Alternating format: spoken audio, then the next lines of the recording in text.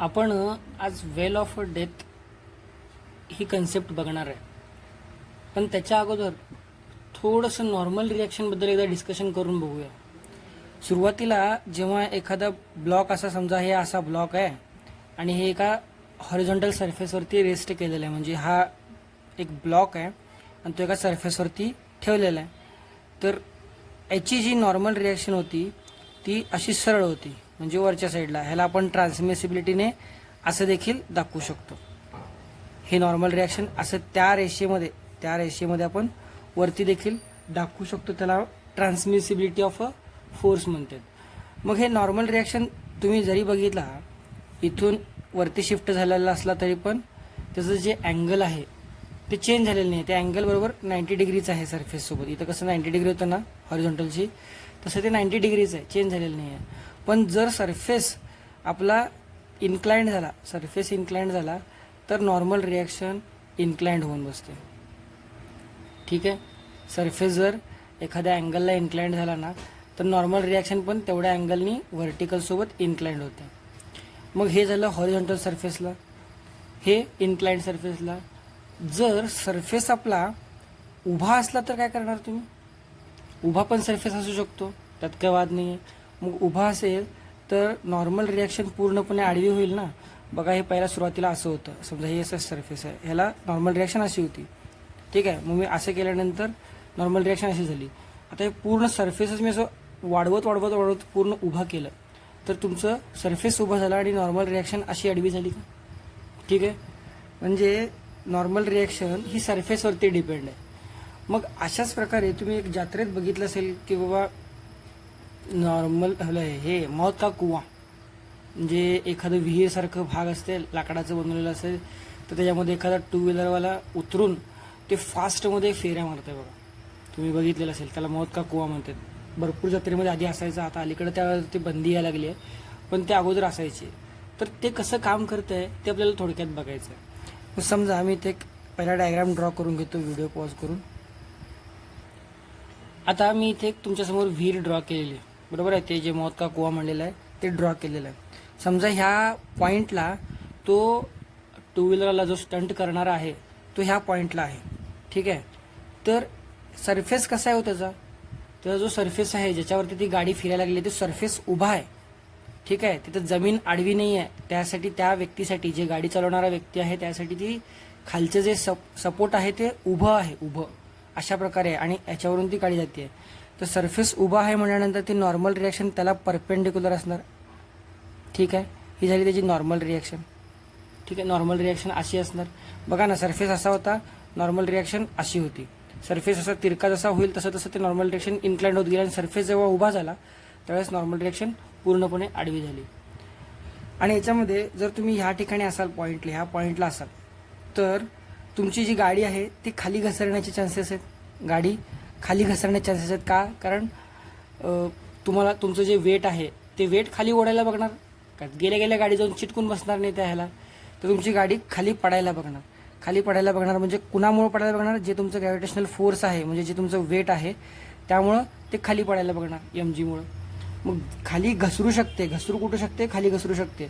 तर त्याच्या विरुद्ध दिशेला फ्रिक्शनल फोर्स असणार. त्याच्या विरुद्ध दिशेला, म्हणजे समजा मी एखादा ब्लॉक आहे आणि तो ह्या इकडच्या साईडला ओढतोय आणि ह्या ठिकाणी असं घसरत नेतोय, स्लाईड करत नेतोय, तर माझा फ्रिक्शनल फोर्स या दिशेला असणार, मोशनच्या पूर्ण विरुद्ध. मग मोशन एक्सपेक्टेड कुठल्या दिशेला आहे? खालच्या दिशेला आहे. तर फ्रिक्शनल फोर्स कुठल्या दिशेला असेल? वरच्या दिशेला असणार. आणि फ्रिक्शनल फोर्सची व्हॅल्यू तुम्हाला काय सांगितलेली आहे? Frictional force is equals to coefficient of friction गुणिले नॉर्मल रिॲक्शन. आपल्या फ्रिक्शनच्या व्हिडिओमध्ये तुम्ही एकदा चेक करून बघू शकता. Frictional force is equals to coefficient of friction into normal reaction. ठीक आहे. मग आता हे पूर्णपणे, आता हे तुम्हाला जे त्या पार्टिकलवरती किंवा त्या स्टंट करणाऱ्यावरती कोणते फोर्सेस ॲक्ट व्हायला लागले त्याचं एकदा ओव्हरव्ह्यू दिलं तुम्हाला. मग आता याच्यामध्ये हा जो पार्ट आहे का नाही, तुम्ही मला एक सांगा, इथं हा जो माणूस आहे तो सर्क्युलर मोशन करायला लागला त्या विहिरीमध्ये. सर्क्युलर मोशनला काय गरज असते? सर्क्युलर मोशनला गरज असते ती सेंट्रिपिटल फोर्सची.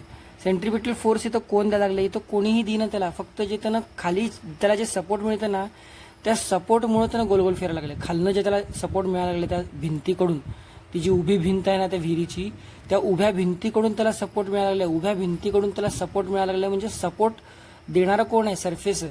सरफेस सपोर्ट द्यायला लागला म्हणजे सरफेस सपोर्ट देतं म्हणजे काय देतं? नॉर्मल रिॲक्शन देतं तुम्हाला. म्हणजे ती नॉर्मल रिॲक्शन, ह्याची जी सेंट्रिपिटल फोर्सची गरज आहे ती नॉर्मल रिॲक्शन पूर्ण करायला लागली ह्याच्यामध्ये. ठीक आहे. आपण ह्याच्या अगोदर बघितलं पण असेल, याच्यामध्ये हॉरिझॉन्टल फोर्स, हॉरिझॉन्टल नॉर्मल रिॲक्शनचा हॉरिझॉन्टल कॉम्पोनंट सेंट्रिपिटल फोर्सची गरज पूर्ण करत होता. पण इथं पूर्णपणे अख्खाच्या अख्खा नॉर्मल रिॲक्शन तुम्हाला सेंट्रिपिटल फोर्स द्यायला लागला आहे. त्यामुळं सेंट्रिपिटल फोर्सला मी इक्वल कोणाला करणार? नॉर्मल रिॲक्शनला करणार. ठीक आहे. आणि फ्रिक्शनल फोर्सची जी व्हॅल्यू आहे ती काय असणार आहे? म्यू एस इंटू एन असणार आहे. मग एनच्या ठिकाणी मी ही व्हॅल्यू ठेवून टाकतो. ठीक आहे. Mu S into M V square upon R. पण एफ एस जे आहे ते ह्या एम जीला इक्वल आहे, कारण खालनं तुम्हाला बॉडी ओढायला लागली आहे, वरनं तुम्हाला फ्रिक्शन धरून ठेवलं आहे. तुमची बॉडी आहे त्या ठिकाणी आहे, कधी घसरत नाही आहे खाली, बॉडी गोलगोल फिरते आहे. म्हणजे इकडून लावलेला फोर्स, वजन लावलेला फोर्स आणि वरनं फ्रिक्शनल फोर्स, हे दोघांचं बॅलन्स होतं आहे कुठंतरी, म्हणून तुमची गाडी खाली घसरत नाही आहे. तर त्या दोघांना इक्वल करायचं. Frictional force is equals to value plus हे जे आपला बॅलन्सिंग आहे ते एम जी. ठीक आहे. मग या दोघांना कम्पेअर केल्यानंतर एम एम गेट्स कॅन्सल. उरलं काय रे बनून? V square is equals to R G upon mu S. V square is equals to R G upon mu S. हे आर वर घेतलं, आर जी झालं, म्यू एस खाली घेतलं, म्यू एस झालं. आता हे व्ही जर काढायला गेलं फक्त व्ही, तर under root R G upon mu S आलं. हे काय रे? हे व्ही मिनिमम आहे. हे काय आहे? व्ही मिनिमम आहे. हे व्ही मिनिमम काय सांगतं तुम्हाला? की कमीत कमी तुमची स्पीड एवढी पाहिजे जेणेकरून तुम्ही ह्या विहिरीतून खाली घसरणार नाही. म्हणजे ह्या विहिरीमध्ये तुम्ही जेव्हा उतरला तर ऑटोमॅटिक खाली घसरू शकता तुमचं स्पीड नसेल तर. मग मिनिमम तुम्हाला एवढी तरी स्पीड पाहिजे जेणेकरून तुमचं ते जे गाडी आहे ते जास्त फेऱ्या करेल आणि न घसरता फेऱ्या करेल. तर ह्याला म्हणतात minimum speed to travel in a well of a death. म्हणजे या मोहता कुवामध्ये तुम्हाला कमीत कमी एवढी स्पीड पाहिजे. ठीक आहे. हे आपण कसं बॅलन्स करून काढलेलं तुम्ही बघू शकता. ठीक आहे. आता याच्यावरती एक प्रॉब्लेम आहे, पण ते डायरेक्टली असं वेल ऑफ डेथ म्हणून म्हणलेलं नाही आहे. त्यांनी एक फ्रेम केलं क्वेश्चन त्याच्यावरती. तर ते क्वेश्चन कसं फ्रेम केलं आपण बघूया. तुर्तास एकदा ह्याचं रिव्हिजन करून घ्या तुम्ही. तर या प्रॉब्लेममध्ये काय म्हणलं आहे? During a stunt a cyclist considered to be particle, म्हणजे त्या सायक्लिस्टला पार्टिकल म्हणलेलं आहे, is undertaking horizontal circles inside a cylindrical well of radius 6.05 meter. If necessary coefficient of friction is 0.5, how much minimum speed should the stunt artist maintain? म्हणजे ह्या वेलमध्ये फिरण्यासाठी त्याला किती कमीत कमी स्पीड पाहिजे जेणेकरून त्यानं ते फिरू शकतं. ठीक आहे. आणि त्याच्यानंतर काय म्हणलं आहे? Mass of the artist is 50 kg म्हणलं आहे. इथं इफपासून ना पुढची कंडिशन चालू होते. तर इफ तोपर्यंत आपण बघायला नको. इफ पहिला हा प्रॉब्लेम सॉल्व्ह झाल्यानंतर बघू शकतो आपण. आता त्यांनी काय काय दिलेलं आहे? एक तरी रेडियस दिलेली आहे त्या विहिरीची. आर इज इक्वल्स टू किती दिलेली आहे? 6.05 मीटर. ठीक आहे. आणि कोएफिशियंट ऑफ फ्रिक्शन दिलेलं आहे mu S is equals to 0.5. जीची व्हॅल्यू तुम्हाला मी सांगितलेलं आहे. जीची व्हॅल्यू तुम्ही तुर्तास 10 metre per second square consider करू शकता. त्यांनी दिलेलं असेल तर जी दिलेली व्हॅल्यू आहे ती कन्सिडर करू शकता. मग आपल्याकडे मिनिमम स्पीडसाठी आत्ता जस्ट आपण फॉर्म्युला डिराईव्ह केलेला आहे, ते फॉर्म्युला बघितलेलं आहे. तर ते फॉर्म्युला बघू शकता तुम्ही. V mean is equals to काय येते? V mean is equals to under root R G upon mu S. ठेवून टाकूया व्हॅल्यू 6.05 इंटू 10 डिवाइड बाय 0.5. ठीक आहे. त्याच्यात काय काय कॅन्सल करता येतं? एक तरी याला एक पॉईंट इकडे घेतला तर काय होईल तुमचं? 60.5 इंटू 10 डिवाइड बाय 5. दोन्हीकडे मी 10ने गुणलं. आता ही वरती 10ने गुणून घेतलं तर 605 अपॉन 5. याला आतल्यात भाग घातला तर 5 1 जा 5 उरला 1, 5 2 जा 10, 5 1 जा 1. रूट ऑफ 121 येईल 11. So V minimum will 11 metre per second.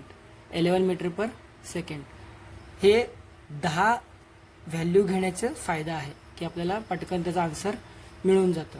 मग आता हे व्ही मिनिमम तरी तुम्हाला मिळालं आहे, याच्यामध्ये काय प्रॉब्लेम नाही आहे. हे व्ही मिनिममचा सोपा फॉर्म्युला तुम्हाला मिळून गेला.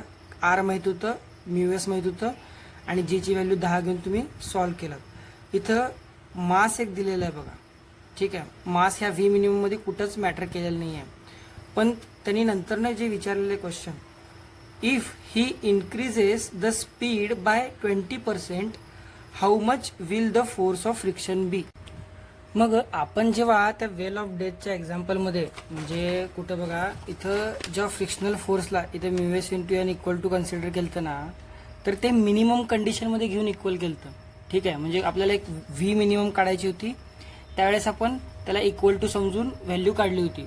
पण जेव्हा आपल्याला एखादी व्हॅल्यू अशी काढायची आहे म्हणजे कन्फर्मेशन पाहिजे, कारण एफ एसमध्ये एफ एस जे आहे फ्रिक्शनल फोर्स जो आहे तो less than equal to mu S into N असतो, म्हणजे इक्वल टूपर्यंत कंडिशन घेऊ शकतो आपण, ठीक आहे. मग आपल्याला इथं जेव्हा ह्याची सेकंड केसची व्हॅल्यू पाहिजे त्यावेळेस आपण एफ एस ह्या फॉर्म्युलाने काढू शकत नाही. पण जे बॅलन्सिंग केलेलं आहे आपण वरच्या साईडला एफ एस आणि खालच्या साईडला एम जी, हे जे बॅलन्सिंग केलेलं आहे तर इथं म्यू एस इंटू एन घेऊ शकत नाही का, तर हे इक्वल टूसाठी नाही आहे.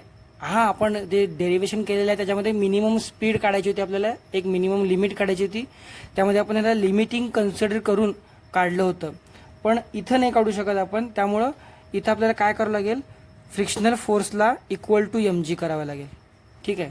एवढीच केस आहे याच्यामध्ये, किंवा फ्रिक्शनल फोर्सला तुम्ही कायम mu S into N consider करू शकत नाही. फक्त त्या डेरिव्हेशनमध्ये जेव्हा मिनिमम स्पीड लिमिट काढायची असते त्यावेळेसच तुम्ही इक्वल टू कन्सिडर करू शकता. त्यामुळे या फॉर्म्युल्यामध्ये फ्रिक्शनल फोर्स काढण्यासाठी म्यू एस इंटू एन न करता आपण डायरेक्टली फ्रिक्शनल फोर्स जे बॅलन्स झालेला एम जी आहे, म्हणजे वर पण जात नाही बॉडी खाली पण जात नाही, अशा केसमध्ये फ्रिक्शनल फोर्स हा त्याच्या वजनाला इक्वल असतो आणि त्यामुळे मी F S is equals to M G equate केलं. आणि एम जीची व्हॅल्यू काय ती, एमची व्हॅल्यू त्यांनी दिलेली आहे 50 आणि जीची value 10. So F S is equals to M G is equals to 500 newton असं आन्सर आहे, ठीक आहे. तर ही जी आहे ना लिमिटिंग कंडिशन नावाचा प्रकार आहे. लिमिटिंग कंडिशन म्हणजे काय, आपण फ्रिक्शनल फोर्स कायम इक्वल धरू शकत नाही म्यू एस इंटू एनला. हां, एखादी लिमिट काढण्यासाठी मात्र आपण ते इक्वल टू धरत असतो, त्याच्या इथून तेवढ्या लिमिटपासून कन्सिडर करतो. त्यामुळं म्यू एस इंटू एन आपण इक्वेट केलेलं आहे डेरिव्हेशनमध्ये, आणि प्रॉब्लेममध्ये आपण इक्वेट करणार नाही, कारण आपल्याला इथं दुसरा अल्टरनेटिव्ह आहे फ्रिक्शनल फोर्स काढण्याचं आणि त्यामुळे आपण याच्यावरून काढलेलं आहे, ठीक आहे. तर दोन्ही केसेस बघून झाले आपले. पहिल्या केसमध्ये काय होतं की आपल्याला व्हॅल्यू काढायची होती, कशाची, व्ही मिनची व्हॅल्यू काढली आपण. व्ही मिनची व्हॅल्यू काढल्यानंतर दुसऱ्या केसमध्ये त्यांनी हे ब्लंडर केलेलं तुम्हाला की 20%ने इन्क्रीज केलं आहे, तर तुम्हाला जे मिळणार आता हे असेल फ्रिक्शनल फोर्स किती असेल असं म्हणलेलं आहे. तर त्याचं काही संबंध नाही आहे, तुम्हाला डायरेक्टली इथं दाखवलेलं आहे की म्यू एस इंटू एनला न जाता एम इंटू जीला जाऊन हा प्रॉब्लेम सॉल्व करायचा आहे, ठीक आहे.